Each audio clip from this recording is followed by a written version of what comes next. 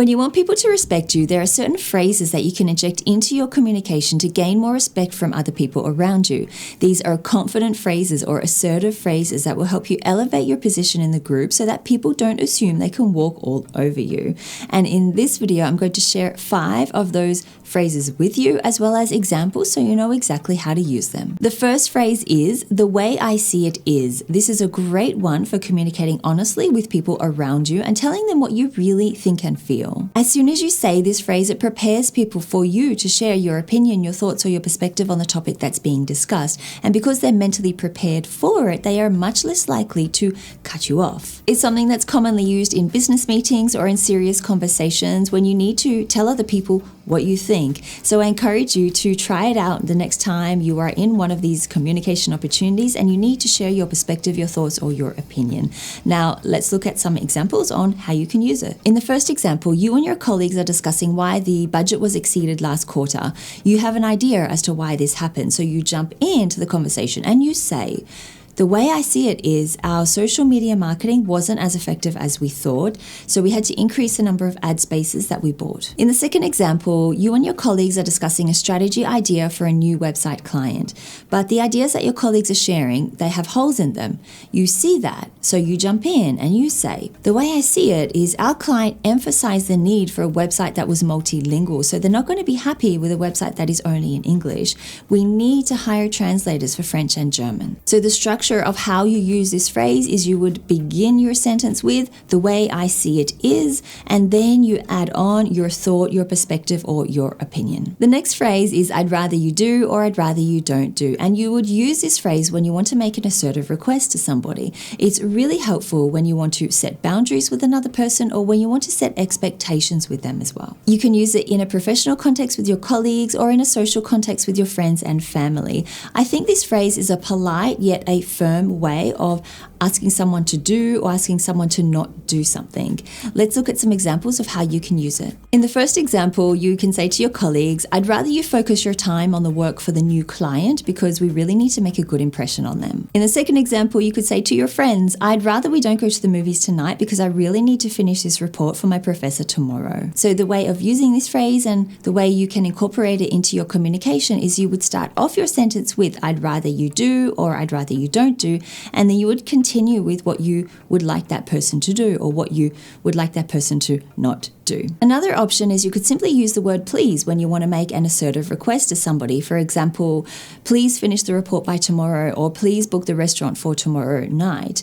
But in my opinion, it depends on the tone of voice you use, I suppose, but in my opinion, just using the word please, it can sound a bit firmer and a bit more assertive than the previous example that I shared with you, than saying, "I'd rather you do," "I'd rather you not do."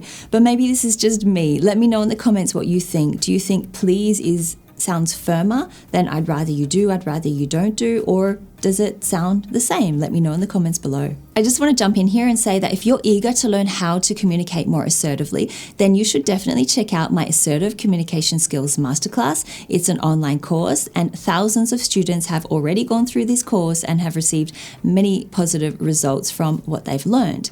Some of the feedback I've received includes, this course offers clear, actionable strategies for becoming more assertive. The teaching materials and worksheets are very helpful. It has helped me overcome my fear of communicating effectively with colleagues and hiring managers and has contributed positively to my professional and personal growth. You can find out more about this course by following the link that is in the description below. The phrase "I'd like you to" is another phrase you can use when you want to request somebody to do something for you. In terms of firmness, I think it sits somewhere in between "I'd rather you do" and "please" when you're making an assertive request to somebody.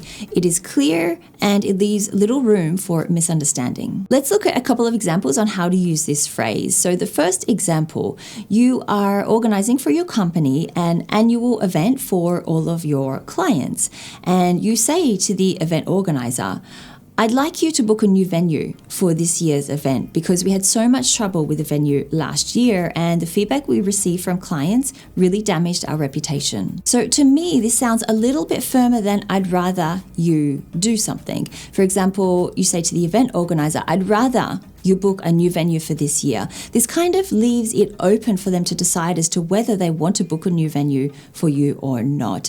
So I think "I'd like you to" is a bit firmer than the previous example that we used, I'd rather you do, or I'd rather you don't do. Now, let's look at a second example, and we're going to start off this example by using the other person's name. And when you do this, it helps you to sound a little bit firmer again in your assertive request. So you'd say to your friend, Max, I'd like you to buy 2 kilograms of prawns for this weekend's barbecue and do it on Saturday morning so that they're fresh when we eat them. Can you see how by using the person's name at the beginning of your assertive request, it helps you to sound a little bit firmer again? I just want to jump in here and say something about being assertive and how that can help you gain respect from other people. Well, basically, when you are not assertive, other people can assume they can walk all over you. They see that you don't have any boundaries and they see that you don't expect anything from them. So they just think they can do whatever they want. They can treat you however they want. They can talk to you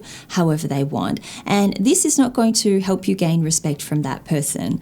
So I do believe, and from my experience, I feel this is true, that when you are assertive, I don't mean aggressive, I don't mean impolite, I mean polite and assertive, confident in your communication, then that naturally translates into other people respecting you. So that is why I am focusing this video on assertive phrases, because I do believe this is really going to help you gain respect from other people around you in both your professional life and your personal life as well. Now, the next phrase is, what I expect from you is, and this is a great phrase to use when you want to tell people what you expect from them. It is clear, it is direct, and it leaves very little room for misunderstanding. In terms of setting expectations, this is really important when you're a leader in charge of a new team. The very first meeting you have with your team, you should be setting expectations with them, telling them what you expect of them.